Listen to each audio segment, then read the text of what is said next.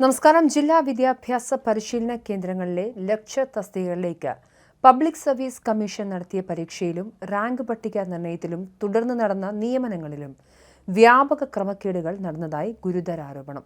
യോഗ്യതാ മാനദണ്ഡങ്ങൾ കാറ്റിൽ പറത്തിയും പരീക്ഷാ മുൻഗണനകളിൽ കൃത്രിമം കാണിച്ചും നടന്ന അഴിമതി അന്വേഷിക്കാൻ ജുഡീഷ്യൽ അന്വേഷണം വേണമെന്ന് വിവിധ കോണുകളിൽ നിന്നും ആവശ്യമുയരുന്നു.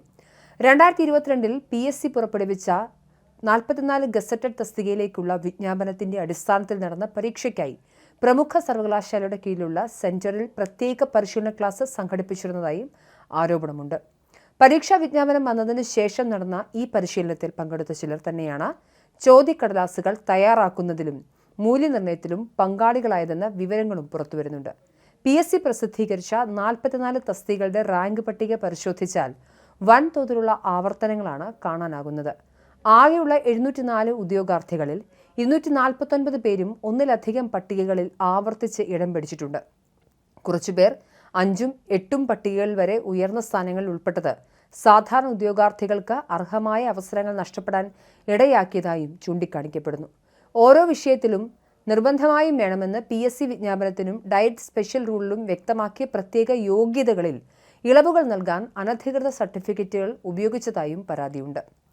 വിജ്ഞാപനത്തിന് വിരുദ്ധമായി ചിലർ പ്രത്യേക സാക്ഷ്യപത്രങ്ങൾ സംഘടിപ്പിച്ചത് മറ്റ് യോഗ്യതയുള്ള ഉദ്യോഗാർത്ഥികളോട് കാണിച്ച നീതികേടാണെന്ന വിമർശനവും ശക്തമാണ്. വിദ്യാഭ്യാസ ഗവേഷണ സ്ഥാപനങ്ങളിലെ റിസർച്ച് ഓഫീസർമാർ അടക്കം 7ഓളം പേർ റാങ്ക് പട്ടികകളിൽ മുൻപന്തിയിലെത്തുകയും പെട്ടെന്ന് നിയമനം തേടുകയും ചെയ്തിട്ടുണ്ട്.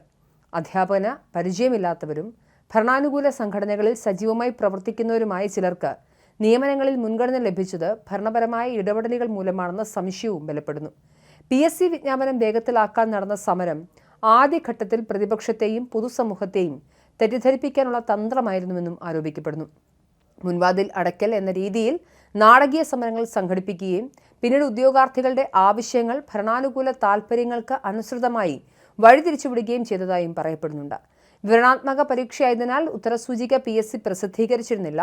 ഇന്റർവ്യൂ ബോർഡുകളിൽ നിക്ഷിപ്ത താൽപ്പര്യക്കാരായ ഉദ്യോഗസ്ഥരെയും അധ്യാപകരെയും ഉൾപ്പെടുത്തി തങ്ങൾക്ക് വേണ്ടപ്പെട്ടവർക്ക് ഉയർന്ന മാർക്ക് നൽകാനും റാങ്ക് പട്ടിക നിയന്ത്രിക്കാനും ആസൂത്രിത ശ്രമം നടന്നു.